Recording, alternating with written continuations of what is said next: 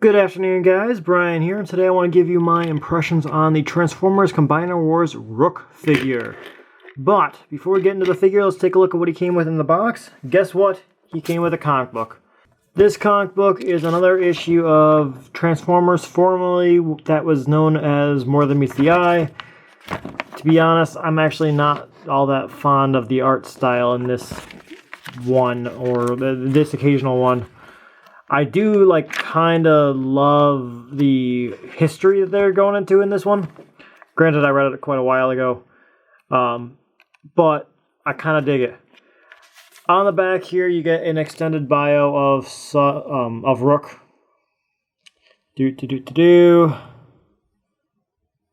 Bam, bam. And we've also got some behind-the-scenes look at his original head design, which I think I like better, but I'm not too upset about the one that we got. Some cool looks behind the scene, and that's kind of cool. Of course, he also comes with his hand fist gun thing and his claw weapon. It's okay. And this is just another reuse of a mold we've seen before, although I think that's new. I don't remember there being a port on there, but I'm kind of glad there is, because this actually doesn't look horrendous. For once, this doesn't look bad. I don't generally display it like that, but I'm not opposed to displaying it like that. But like all of them, I do just stick them together and put them off to the side. Speaking of random Combiner Wars comparisons, here is Dragstrip and Air Raid. What do you know? They're all about the same size. Because they can all be interchanged. Yay. For some other comparisons, I've got Nightbeat here. Similar size and mass. I've also got my measuring stick of Chromia. Oops, she's facing the wrong way. And because I happen to have him here, here is Generation Springer. Much bigger. And here's Ultra Magnus and Minimus Ambus too. Halo Crab.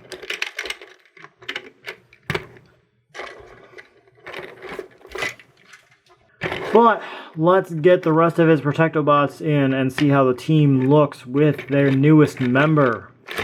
And kapow, 6 Protectobots all in a row.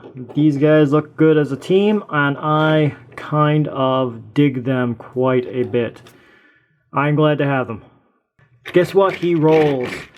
And as the newest mold, let's take a full 3D look around at this.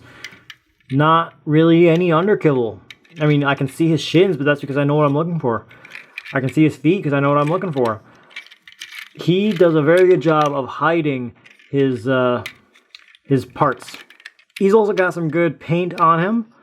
Some nice details that are painted in silver and some blue. Nice windows and silver. He's painted well. I like him. But what do you say we go ahead and transform him into robot mode and take a look at him there? Ready? Do-do-do-do-do. And bam, here is Rook in his robot mode. And just like everyone else, he kind of looks dumb with his hand-foot gun thing. There's no real good place for it. So I stick it on his shoulder, or more likely, I just take it off and set it to the side. Not so with his grappling gun. Because of the way his hands are basically cannons that are actually 5mm ports, I like his hook thing here. And it looks kind of cool to me. I kind of like how this looks and just, I don't know, I like that. But what I really like more is taking First Aid's axe and bam. Now he's kind of Optimus-like. I'm like, whoosh, I will cut you, my friend, and then I will heal you. Cut and heal. Cut and heal. Cut, heal. In Soviet Russia, we cut you, then we heal you. So I dig these. I dig these weapons. So before I get into articulation, let's go ahead and spin them around and look at the big giant backpack that helps hide all his goodies in robot mode, in vehicle mode, I mean.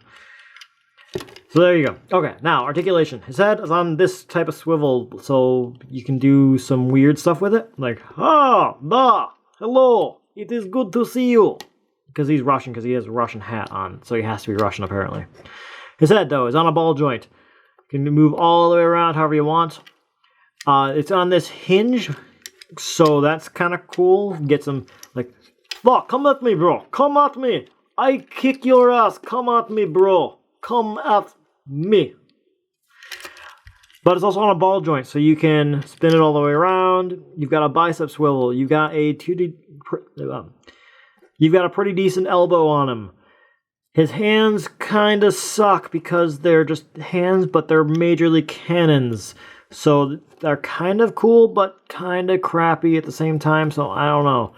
I keep going back and forth on whether or not I like them or not. He's got a waist joint. Yay, he turns into an arm. His ball jointed hips can go forward quite a good ways. They can go backwards up until they hit the backpack, which you can move to get further. He's got a ball jointed, oh wait, outwards. You can go that far out. He's got a ball jointed thigh. Not ball jointed thigh. He's got a thigh swivel. He's got a 90 degrees at the knee. And, oh my god, he has feet.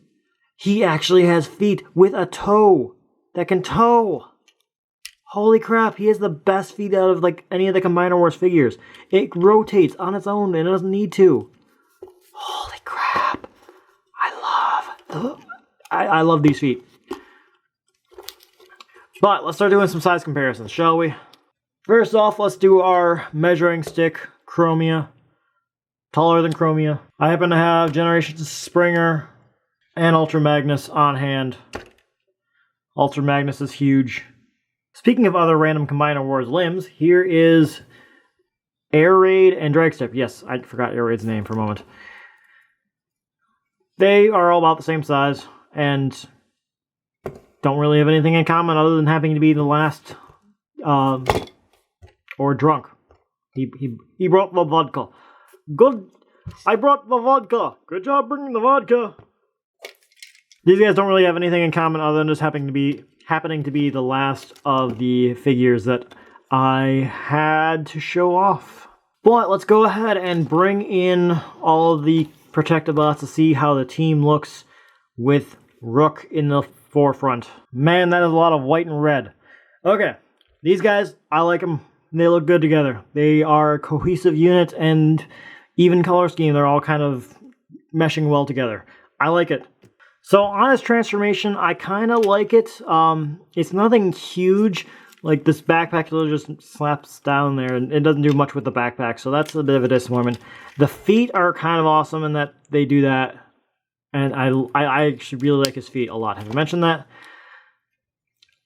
His head is completely visible when you know what you're looking for. Because literally it's just turning it around and doing that with it. And it's sitting right there. But there's generally his arms up on either side of it. So you don't necessarily notice it. But it is completely visible. So that kind of sucks.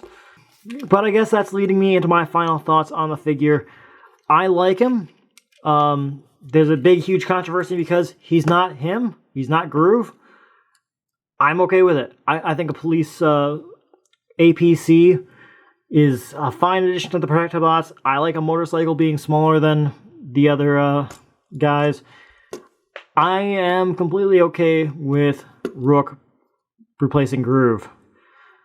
And so is Rook, apparently. In fact, actually, one of my big complaints I think I have with Rook is that he basically has a body and build very similar to Strika from Beast Machines.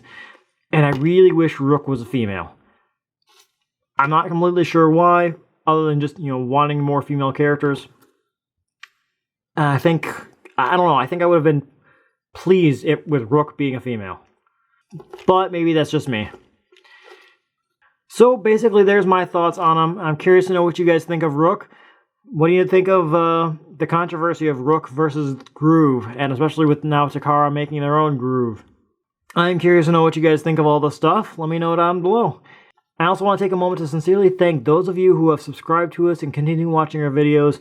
You guys are awesome, and you guys are the reason that we keep doing this. So it's because of you that we keep doing this.